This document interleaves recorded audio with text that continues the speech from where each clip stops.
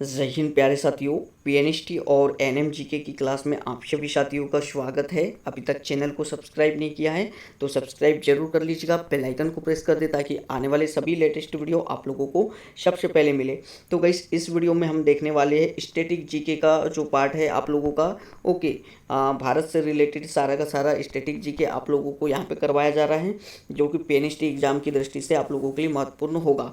तो चलिए साथियों, अभी तक चैनल को सब्सक्राइब नहीं किया कर लीजिएगा।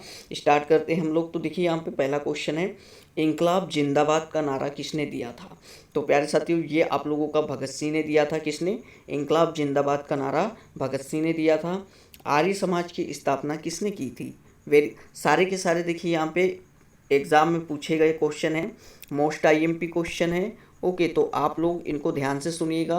ओके, एक बार में साथ में याद कर लीजिएगा, दोबारा आपको पढ़ने की ज़रूरत ना पड़े। ऐसा फिजिकली आप बैठिए, मेंटली बैठिए।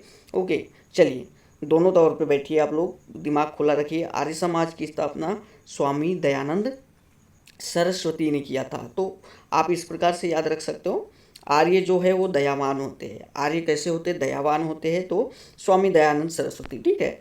चलिए, पंजाबी भाषा की लिपि कौन सी है? तो ये आप लोगों की जो है गुरुमुखी लिपि है। पंजाबी भाषा की लिपि गुरुमुखी है, ठीक है। बढ़ते हैं आगे। तो देखिए यहाँ पे, किस वृहत मंदिर की आरंभिक कल्पना तथा निर्माण सूर्यवर्मन द्वितीय के शासनकाल में हुआ था? किस वृहत मंदिर की आरंभिक कल्पना तथा निर्माण सूर्यवर्मन द्वितीय के शासनकाल में हुआ था? तो ये जो है अंकोर वाट का मंदिर। ओके, मोस्ट आईएमपी है अंकोर वाट का मंदिर, ठीक है। बढ़ते हैं आगे। बिहू किस राज्य का प्रसिद्ध त्यौहार है? बिहू, तो ये आप लोगों का मोस्ट आईएमपी क्वेश्चन है। ओके, बिहू आप लोगों का जो है असम का है। देन आगे बढ़ते हैं। तो देखिए, कागज का आविष्कार किस देश ने किया था? तो कागज का आविष्कार चाइना ने किया था, ये याद रखिएगा। चलिए गाइस, बढ़ते हैं आगे। गौतम बुद्ध का बचपन का नाम क्या था? तो ये आप लोग याद रखिएगा, सिद्धार्थ था इनका बचपन का नाम। बढ़ेंगे आगे क्वेश्चन। भारत का अंतिम मुगल सम्राट बहादुर जफर द्वितीय का मकबरा कहाँ स्थित है? भारत का अंतिम मुगल सम्राट बहादुर शाह जफर द्वितीय का मकबरा कहाँ स्थित है? तो ये रंगून म्यांमार में स्थित है। आगे बढ़ते हैं। अहमद शाह अब्दाली ने भारत पर कितनी बार आक्रमण किया था? तो ये याद रखिएगा, 8 बार जो है अहमद शाह अब्दाली ने भारत पर आक्रमण किया था।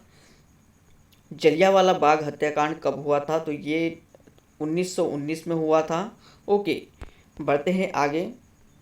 शिवाजी के समय कितना राजस्व वसूला जाता था?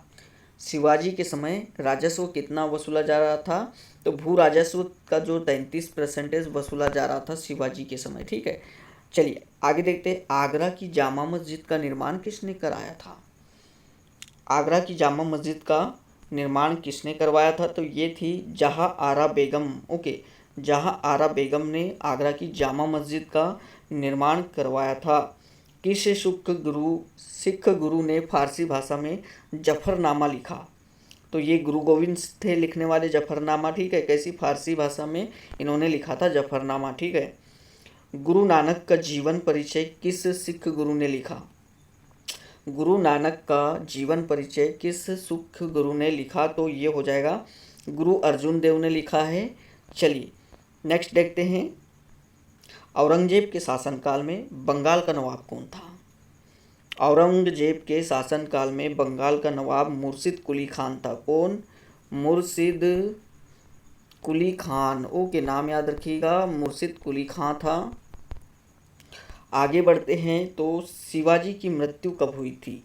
तो ये 12 अप्रैल 1680 में हुई थी शिवाजी की मृत्यु। नेक्स्ट है, औरंगजेब ने बीबी का मकबरा का निर्माण कब करवाया था?